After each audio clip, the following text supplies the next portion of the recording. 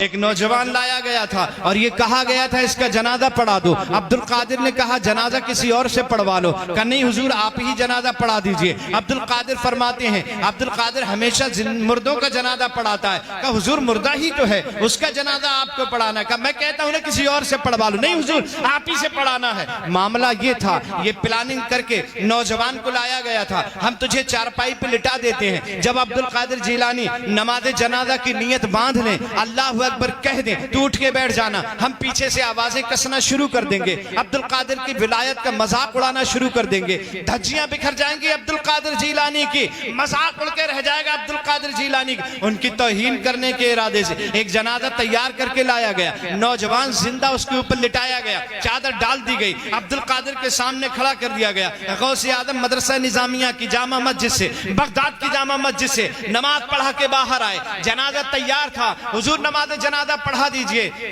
عبدالقادر کہتے ہیں کسی اور سے پڑھوائی، نہیں حضور آپ سے پڑھوانے کا ارادہ ہے، کہا ٹھیک ہے مجھ سے پڑھوانے کا ارادہ ہے۔ جنازے کے سامنے بڑھے، مصلی بچھایا گیا، عبدالقادر مصلی پہ کھڑے ہو گئے اور اس کے بعد فرمایا صفیں درست ہو گئیں؟ ہاں صفیں درست ہو گئیں، تو کہ میں نماز جنازہ کی نیت کر لوں؟ ہاں نماز جنازہ کی نیت کر لو۔ بھائی اتنا کہنا تھا، عبدالقادر نے نماز جنازہ کی نیت کر لی، جب نیت باندھی تو پیچھے لوگ صف میں یہ سوچ رہے تھے اب نوجوان اٹھ کے کھڑا ہو جائے گا، اب غوث اعظم کا مذاق بن کے رہ جائے گا۔ پہلی تکبیر ہو گئی تھی، نوجوان نہیں اٹھا، اب دوسری تکبیر عبدالقادر جیلانی نے کہہ دی، نوجوان نہیں اٹھا۔ باپ غصے میں ہے، چچا غصے میں ہے، پڑوسی غصے میں ہے، عبدالقادر جیلانی کے دشمن غصے میں ہیں، یہ نوجوان اٹھتا کیوں نہیں؟ پلاننگ کے مطابق کام کرتا کیوں نہیں؟ اس سے کہا تھا تکبیر جب ہو جائے تو اٹھ کے بیٹھ جانا، ہم ہلہ کر دیں گے، چلانے لگیں گے، مذاق اڑانے لگیں گے، یہ اٹھ کر کیوں نہیں بیٹھ رہا ہے؟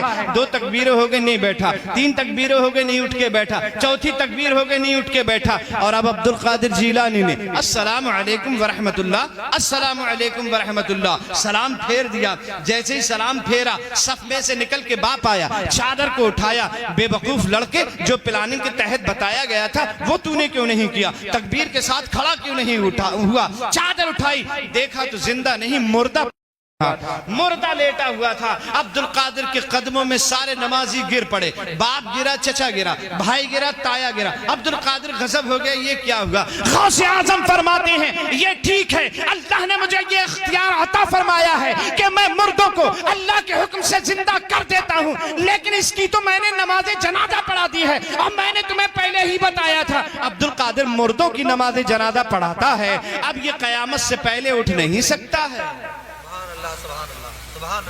اب یہ قیامت سے پہلے نہیں اٹھ سکتا ہے۔